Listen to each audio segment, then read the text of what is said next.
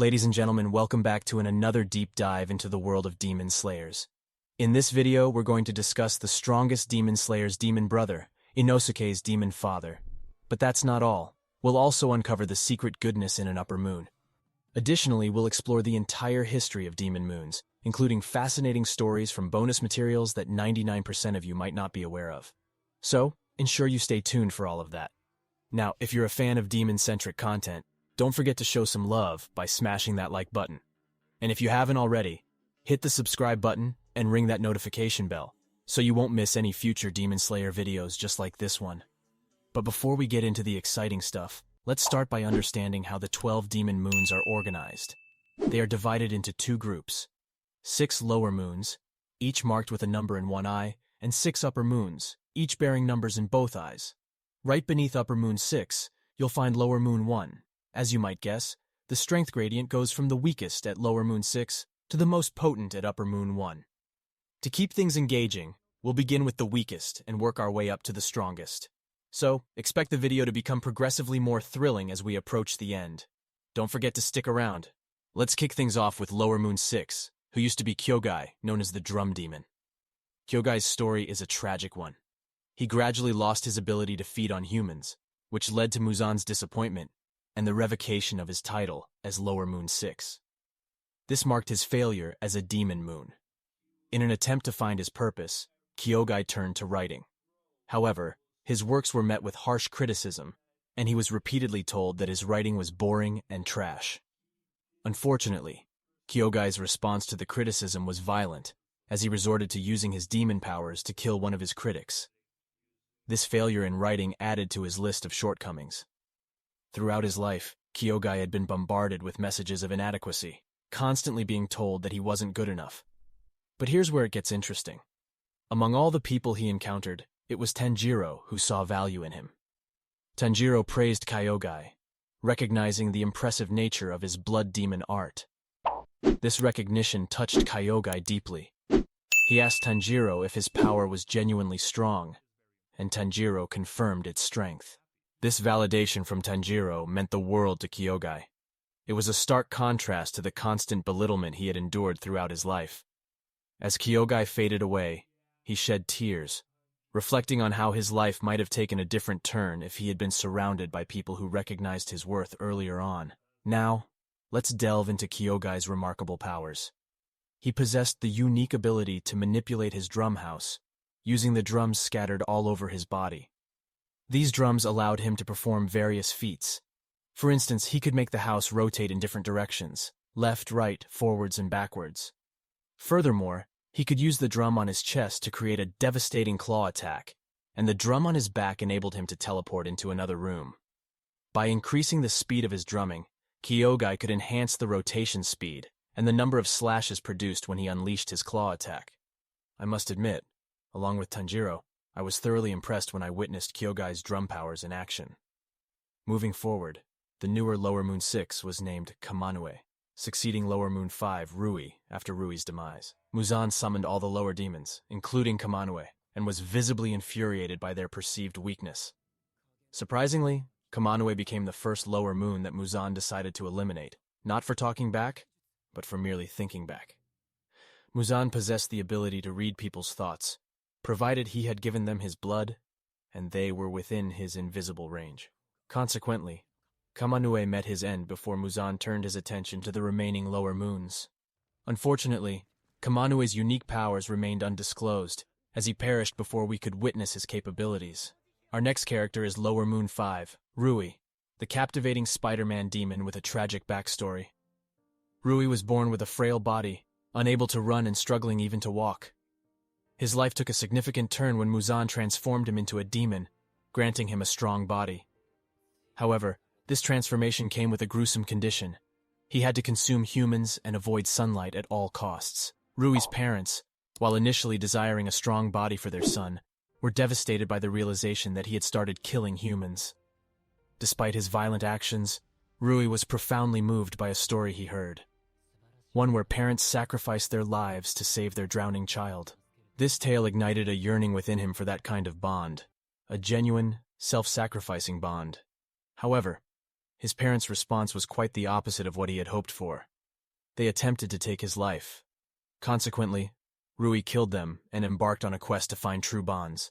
In his pursuit, he fabricated a fictitious spider family, attempting to force familial bonds through fear. But this approach proved futile. Ultimately, Rui realized that the bond he had with his parents was genuine, driven by their willingness to sacrifice their lives, first his, and then their own. Despite the innocence of Rui's parents, his own actions couldn't be overlooked. He had taken innocent lives and would continue to do so. Yet his parents were willing to atone by offering their own lives. In their dying moments, Rui's mother expressed remorse for being unable to provide him with a healthy body. In her apology, a genuine bond was palpable. As Rui's life drew to a close, he had a heartwarming reunion with his parents. They welcomed him with open arms, unconditionally forgiving his actions. Even in the face of his atrocities, they stood by him, ready to accompany him into the underworld. This poignant moment underscores the strength of the family bond that had existed from the start. Rui acknowledged his wrongdoings, taking full responsibility, and found solace in his parents' embrace as they faced the impending flames of hell. The mangaka's skill shines through, as the reader's perspective of Rui transforms from that of a cold and brutal character to one eliciting empathy and understanding. Let's now turn our attention to Rui's remarkable spider powers. His superiority over Kyogai is evident, a fact mirrored by Tanjiro and Nezuko's need to unlock new, overpowered abilities to even stand a chance against him. Despite their enhancements, they struggle to overpower Rui. His primary fighting style revolves around his formidable spider webs, known for their immense strength and sharpness. When Rui reaches his full power, the threads of his webs turn red, amplifying their potency. Despite the grandeur of the Dance of the Fire God, Rui's intelligence shines through as he strategically severs his own head using his strings. This preemptive action ensures he can reattach it later. However, his calculations are thwarted by Giyu, who nullifies the red strings with his dead calm ability. Giyu swiftly decapitates Rui in the blink of an eye, a feat that Tanjiro's intense emotions couldn't achieve against the same demon. Rui's demise is portrayed masterfully, from his clash with Tanjiro to his reunion with his family in the afterlife. Progressing through the ranks, we encounter Lower Moon 4, Mukago, a two-horned demon notorious for her cowardice among the demon moons. Muzan's ability to read minds exposed Mukago's intention to beg for mercy if confronted by a Hashira. This cowardly disposition didn't sit well with Muzan, leading to her swift demise. Unfortunately, Mukago's unique powers remain a mystery, as they are left unexplored in the narrative. Turning our attention to Lower Moon 3, we find Wakuraba, who bore X-shaped scars on his forehead and cheeks. Attempting to flee from Muzan, Wakuraba's escape was short-lived as Muzan promptly beheaded him. Like some of the other Lower Moons, Wakuraba's powers are left undisclosed. The spotlight then shifts to Lower Moon 2, Rokuro, who implored Muzan to end his life. He believed that he could serve Muzan better and grow stronger with more of his blood. However, Muzan's rage was ignited by a Lower Moon daring to issue instructions, leading to Rokuro's demise. His powers, like those of previous Lower Moons, remain veiled. Our final stop before the Upper Moons is the former Lower Moon 2, Hiro, who made his debut in Kyojuro Rengoku's side story. Kyojuro hadn't yet ascended to Hashira rank, and his encounter with Hiro marked the turning point. Hiro's vendetta stemmed from his father's humiliation at the hands of Kyojuro's father, Shinjuro. Determined to avenge his father, Hiro dedicated years to his quest, ultimately ascending to the rank of Demon Moon. Mistakenly identifying Kyojuro as his father, Hiro's backstory reveals his disillusionment with Bushido. This disillusionment led him to embrace modern weaponry, specifically guns, over traditional swords. Hiro, Lower Moon 2, boasted a peculiar habit of shooting himself in the head to maintain composure. He wielded various weapons, including rifles, machine guns, and timed explosives.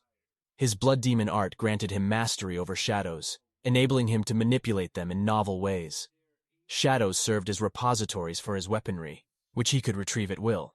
Furthermore, he employed shadow wolves to attack Kyojuro, and these wolves had the capacity to absorb weaponry directed at them. His ultimate technique, blood demon art, capture cavity, werewolf of horror, transformed him into a colossal shadow wolf brandishing a sword. Despite the battle's outcome, Hiro acknowledged Rengoku's prowess in swordsmanship before fading away, highlighting the respect garnered even from his demonic adversaries. Finally, we arrive at Lower Moon 1, Enmu, a sadistic demon who employed reverse psychology to earn Muzan's favor. Rather than fearing death, Enmu anticipated Muzan personally ending his life. The sadistic demon found pleasure in being the last to be dealt with, reveling in the torment of the other lower moons. Enmu's unconventional behavior intrigued Muzan, leading to an infusion of Muzan's blood that enhanced his strength. Enmu's unique power manifested in his ability to infiltrate dreams, annihilating minds by targeting the spiritual core within those dreams. However, venturing into dreams came with inherent risks, prompting Enmu to send others to fulfill this task. Additionally, he infused his blood into train tickets, inducing sleep upon contact. Furthermore, Enmu could assimilate with large objects such as trains and detach body parts, like his hands or head, which retained functionality and even the capacity to hypnotize. Tanjiro's Dance of the Fire God brought an end to Enmu's dream-based powers, marking his demise. The journey through the Lower Moon's hierarchy is an engaging saga that traverses complex characters, diverse powers, and emotional narratives. Each moon offers a unique perspective on the balance between power, identity, and redemption, alright? Now let's dive into the world of the Upper Moons, those big shots in the demon realm. Now, Upper Moon 6 used to be ruled by Daki and her bro Gyutaro. But before we get into all the demon craziness, let's unpack their messed up backstory. Daki, whose real name is Ume, named after the disease that took out their mom. They grew up poor, scraping the bottom of the barrel in that grim red light district. I mean, talk about being a burden. It practically drained a bank just to keep these two alive. Gyutaro, the older one, was like a punching bag for their mom who seemed to want him gone. He was physically weak, but this guy fought tooth and nail just to hang in there. People made a sport of ridiculing his looks and his voice. But if the words didn't sting, the rocks sure did. He was a total mess, covered in dirt and bugs, and he reeked like nobody's business. In a world that couldn't get enough of beauty, he was the ultimate outcast, chowing down on rats and bugs just to stay alive when hunger struck. And hey, forget hitting rock bottom, this dude was way below that. But then entered the picture, and things got turned upside down. She was like a beacon of light, beautiful in every way imaginable. That's when Gyutaro decided he had a thing for the sickle and started training like a maniac. He went on to become this collector figure. People feared him because of his ugliness, but he owned it, made it his thing. His sister's beauty boosted his confidence in himself. The dream they had was to build a better life. But then goes all ninja and blinds a samurai when she's just 13 with her hairpin. Not the brightest move. She ends up tied up and burnt while Gyutaro is off somewhere. He comes back only to find her turned into ash. That's when his rage kicks in, and he takes down the samurai, who had it all but snatched Ume and tried to off Gyutaro as well. So after all this chaos, guess who shows up? Upper Moon 2, handing them his blood, including Ume's powers. Gyutaro doesn't have an ounce of regret for turning demon. I mean, it saved his sister's life. He's got this major grudge against those living the easy life, and he's all about grabbing that good life now. He's not feeling sorry for himself, but he's grappling with this idea that he somehow messed up innocence. And then we get to the afterlife, where he's trying to convince her to go her own way, but having none of that. She rushes to hug him amidst the flames, and it's this incredibly touching moment. Yeah, even with all the messed up stuff they've done, there's something about their bond that gets to you. It's kind of heartbreaking that life dealt them such a raw hand, but there's a strange sort of beauty in their unbreakable connection. So, let's get into their powers, shall we? Daki's thing is all about these sashes made from her own flesh. Think of them like octopus tentacles, but deadlier and prettier. She can actually turn parts of her own body into these sashes, which is seriously wild. And get this, she can even stash people in them. It's like she's got a living pantry, which is pretty gross when you think about it. And then there's Gyutaro. This guy's a total sickle pro. And when he taps into his demon side, it takes his skills to a whole new level. He's crafting sickles coated in poison, augmented by the capacity to propel blood-infused blades in a multiplicity of trajectories. Furthermore, his communion with his sister engendered coordinated offensive endeavors of unparalleled finesse. A salient facet of their resilience resides in the necessity to sever both their heads concurrently, the dichotomy between decapitation and rapid regeneration, emblematic of their transcendence of conventional limitations.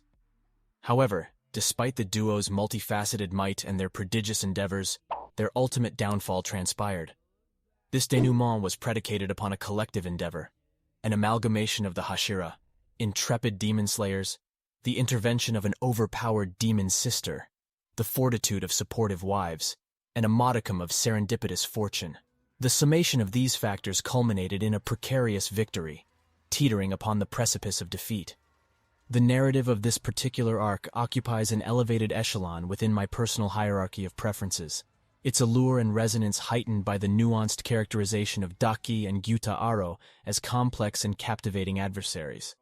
So what happened to the title of Upper Moon 6 after their demise? Well, it ended up being passed on to this guy named Kaigaku. What's interesting is that he used to be a demon slayer. And get this, Zenitsu, the dude we know, was actually his senpai, like a mentor or something. Both of them trained under this Thunder-style master. But then, things took a dark turn when one of the students turned into a demon. The sensei, feeling responsible, chose to end his own life. And it's pretty crazy that no one was there to make sure his head got chopped off. So, he had this really painful and drawn-out death, which sounds absolutely terrible. Kagaku, though, saw some silver lining in the sensei's agonizing end. He felt it was a kind of payback, you know? The sensei worked really hard, but he never gave Kagaku the title of Thunder-style successor that he craved so much. The sensei's idea was for both Kagaku and Zenitsu to share the successor role, but Kaigaku wasn't satisfied with that arrangement due to his greed. Now, here comes the twist.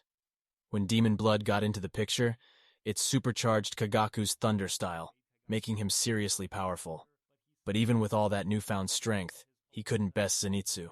Zenitsu pulled off this mind-blowing seventh move called the Flaming Thunder God. Later on, Yoshira pointed out that Kaigaku was pretty clueless about his demon tricks. Lucky for Zenitsu, though, because if Kaigaku had figured things out sooner, Zenitsu might have been in trouble. With his amped-up Thunder style, Kaigaku could shoot lightning bolts that not only fried flesh, but could also hit enemies from a crazy distance. And get this, the lightning had this poison-like effect, causing more damage over time. Yushiro had to step in and use some special stuff to stop Zenitsu's face cuts from creeping up towards his eyes. Next we have Upper Moon 5 Gyoko, a peculiar genie with an eerie twist. Imagine two mouths where his eyes should be, and an eye right where his mouth ought to be. It's a chilling sight for sure. This guy's claim to fame? Creating disturbing art from the remains of his human victims. And guess who steps up to the plate? Muichiro, the Mist Hashira. And guess what? Muichiro powers up, with a Demon Slayer mark blazing on his face, and takes down Gyoko by delivering a swift slash that lops off his head. Talk about intense. Now Gyoko doesn't just stop at the weird appearance. He's got some wild powers too. He can bounce between pots like nobody's business, and when those pots bite the dust, so does his teleportation trick. And guess what else? He's got another form up his sleeve. Think diamond-hard scales covering him, and anything he taps turns into these cute little fishies. Gyoko's got quite the flair for dramatics, dubbing himself an entity unbounded by convention in this form. Oh, and the icing on the cake? He can summon these octopus tentacles from a jar. He's not fooling around either. He uses them to snare enemies in watery traps. But wait, there's more. He releases these demons that chow down on enemy flesh. And get this, even if someone manages to slice those demons, they spew out a nasty poison that seeps right through the skin. Now brace yourself for Upper Moon 4 starring Hantengu. Hantengu had a troubled past as a human. He suffered from severe mental instability, which led him to commit theft and murder. Instead of taking responsibility for his actions, he blamed his uncontrollable hands. Always seeing himself as the victim, he viewed those trying to bring him to justice as bullies. In the end, it was Tanjiro who managed to defeat him. Hantengu possessed remarkable skills like, this guy's the king of sneaky slipping into places like the blacksmith village without anyone being the wiser. But the real shocker? He can even sneak up on seasoned demon slayers like Muichiro and Tanjiro. Impressive, right? And here's the kicker. He's a small package that's tough to spot and even tougher to hit. But that's not all. Hantengu's got an ace up his sleeve. He can split his emotions into different forms that fight for him. He's got clones for anger, joy, sorrow, you name it. And these clones bring the heat with some seriously cool powers. After Hantengu's demise, the title of Upper Moon 4 was passed down to Nakime, an emotionless Cyclops musician. Nakime possesses the extraordinary ability to control her interdimensional fortress, as if it were an extension of her own body. While her powers are not particularly lethal, they make her a formidable opponent. She can be seen as an advanced counterpart to the former demon of Lower Moon 6, Kyogai. While Kyogai's dominion is his home, which harbors what appears to be an infinite interdimensional fortress, Nakime can bring anyone she desires into her fortress, and create teleportation doors at her discretion. This enables her to teleport her opponents elsewhere if they attempt to attack her. Additionally, she can manifest several detached eyeballs from her body and use them for long-range surveillance. This unique ability allowed her to locate numerous demon slayers throughout Japan, even uncovering the well-concealed mansion of Kagaya Ubuyashiki, a closely guarded secret in the series. Next is Upper Moon 3. Akaza stands out as one of my favorite characters in the series due to his compelling backstory and character development. Despite my initial reservations after witnessing his ruthless actions, the manga's exceptional storytelling gradually made me empathize with him. It's worth noting that Akaza's journey into demonhood began when he was just 18 years old, essentially still a teenager. Let's delve into his life before and after this transformation. Akaza was born with fangs, earning him the moniker Demon Child from a young age. His upbringing was marred by the dire need for expensive medicine to treat his ailing father.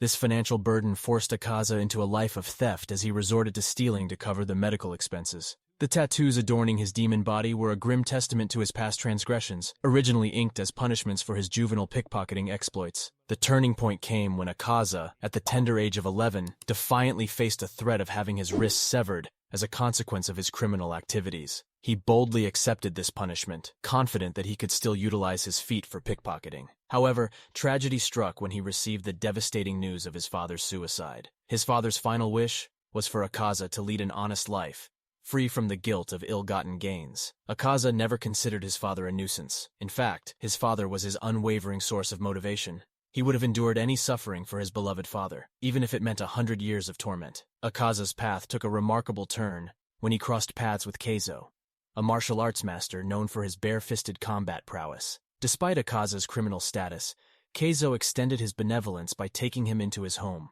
The pivotal moment arrived when Akaza assumed the responsibility of caring for Keizo's ailing daughter, Koyuki. Over time, Akaza's affection for Koyuki blossomed into love. His life, which had plummeted to rock bottom after his father's demise, found renewed purpose and joy.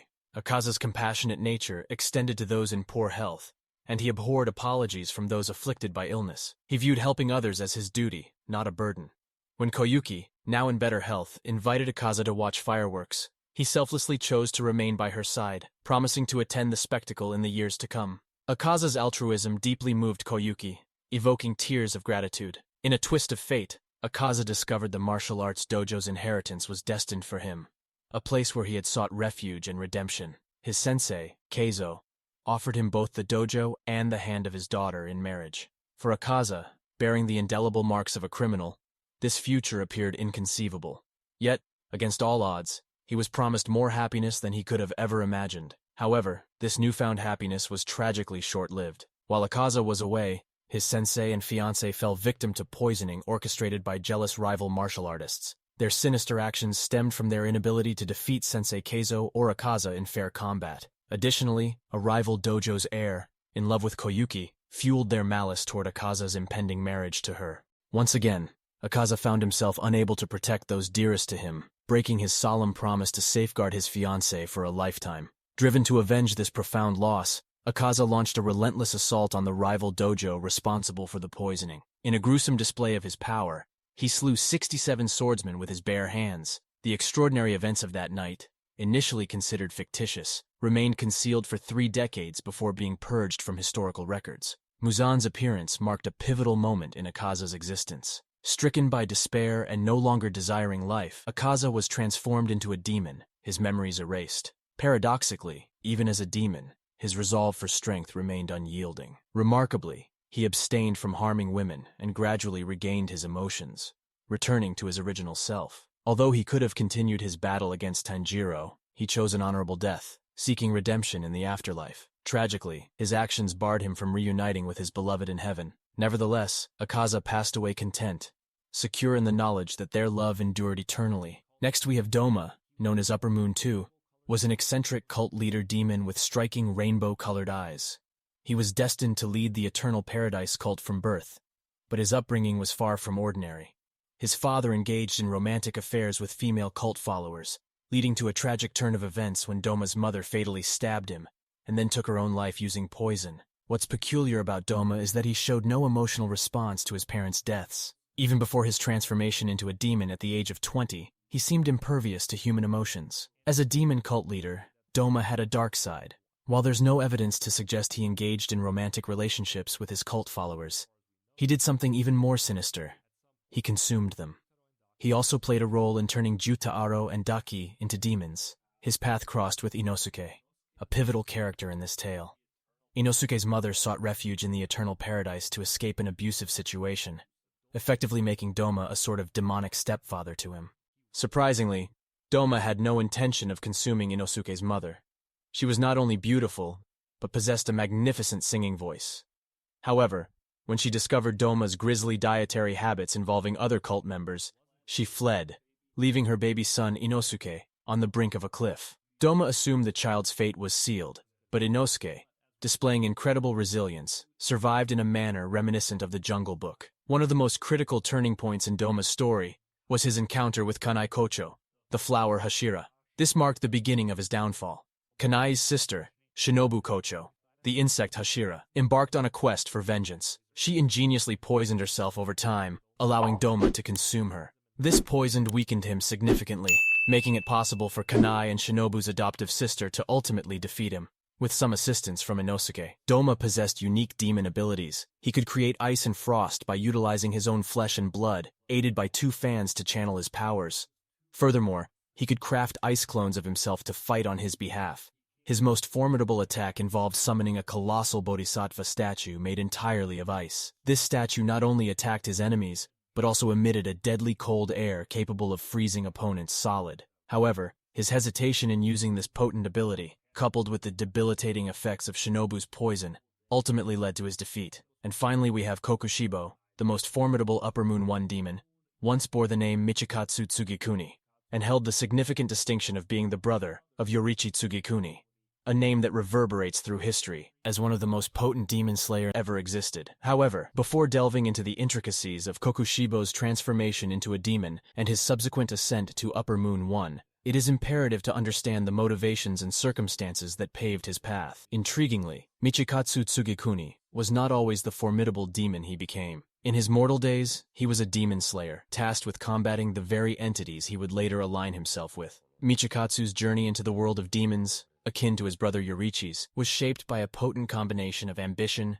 desperation, and the grim specter of a peculiar curse known as the Demon Slayer mark. One facet of Michikatsu's existence that cannot be ignored is his lineage. He bore the weight of being Yoriichi's brother, a position that inevitably fueled his desire for strength and power. Yoriichi Tsugikuni's unparalleled status as a demon presented a daunting benchmark that Michikatsu aspired to reach. The innate rivalry and the relentless pursuit of supremacy compelled Michikatsu to embark on a path that led him away from the honorable realm of samurai and toward the sinister realm of demons. Prior to his transformation, Michikatsu Tsugikuni fathered a child, a decision deeply rooted in his determination to preserve his bloodline and legacy.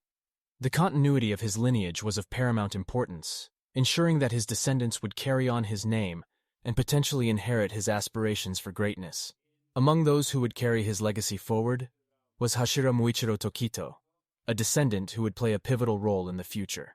Yet, Michikatsu's destiny bore a dire caveat.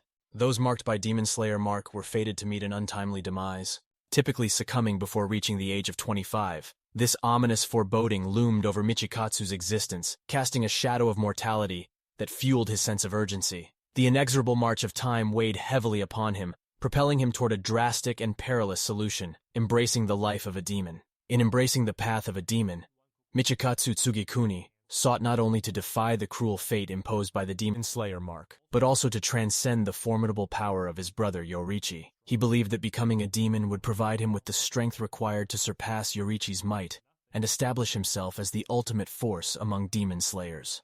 The transformation into a demon, however, exacted a profound toll on Michikatsu's humanity. As the insidious influence of demonhood coursed through his veins, it exacted a grievous cost, subsuming his once noble aspirations in a maelstrom of darkness and malevolence. In sacrificing his humanity to attain power, Michikatsu bore witness to the erosion of his honorable samurai spirit, a transformation that served as a poignant reminder of the sacrifices one must make in the relentless pursuit of strength. A crucial aspect of Michikatsu's journey as a demon resided in his adaptation of moonbreathing, a unique and potent combat style. Moonbreathing, while not as inherently formidable as Yoriichi's sunbreathing, was a formidable breath style in its own right. As the brother of Yorichi, it was logical that Michikatsu's moon breathing would rank as the second most potent form of breath. However, the true peril of his combat style manifested when he integrated Blood Demon Arts into it. Blood Demon Arts, renowned for their sinister and lethal nature, exponentially augmented the lethality of Michikatsu's moon breathing.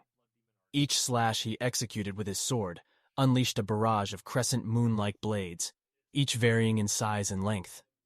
This deadly addition bestowed an unprecedented degree of power, range, and unpredictability to his already formidable attacks.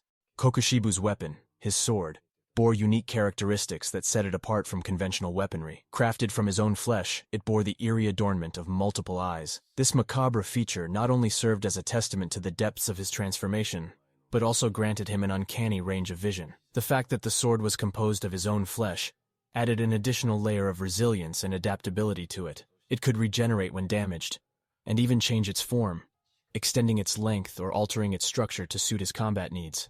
A distinguishing and ominous facet of Kokushibu's combat prowess was his ability to summon the crescent blades, characteristic of his moon breathing, across his entire body. This allowed him to launch these deadly projectiles in all directions at will, creating a veritable storm of lethal crescent blades that cleaved through any adversary with ease. The sheer ferocity and lethality of this technique further cemented Kokushibu's reputation as an indomitable force within the demon hierarchy. Notably, Kokushibu possessed the uncanny ability to regenerate his head even after it was severed, a trait reminiscent of Muzan Kibutsuji, the progenitor of demons himself. This seemingly invulnerable attribute defied the conventional vulnerabilities associated with decapitation, rendering him an even more formidable adversary. However, despite his seemingly unstoppable ascent within the ranks of demonkind, a pivotal moment of self-reflection shattered Kokushibu's veneer of invincibility. In a profound and introspective revelation, he confronted the monstrous nature that he had become. This introspective encounter occurred within the eerie reflection of Sanemi's sword. It was in this moment that Kokushibu began to disintegrate once more, a fate that bore the echoes of his earlier realization. It is worth noting that while external factors, such as the inflicted injuries by his adversaries, certainly contributed to his eventual downfall, the underlying theme of his tumultuous journey was his struggle with the consequences of his choices. Kokushibu's insatiable desire for power, driven by envy and rivalry, led him down a path that ultimately distanced him from the noble ideals of an honorable samurai. In his quest to become the strongest, he found himself estranged from the very concept of honor. His inability to admit defeat, even in the face of decapitation, underscored the tragic irony of his transformation. In conclusion, Kokushibu's narrative is a testament to the profound and complex nature of ambition, sacrifice, and the consequences of one's choices. His journey from a mortal demon slayer to a formidable Upper Moon 1 demon encapsulates the relentless pursuit of power and the sacrifices made to defy mortality. Yet, it also serves as a cautionary tale, illustrating how the pursuit of strength at any cost can lead to a tragic and self-destructive end. Kokushibu, once a samurai with noble aspirations, ultimately realized that the path he had chosen had led him far from the honorable ideals he once held dear. So now tell me which demon is your favorite and why. And that is it for today, guys. If you enjoyed this video, give this video a thumbs up. And if you haven't already, subscribe to Newbie Explained for more Demon Slayer content like this. This is Newbie signing off.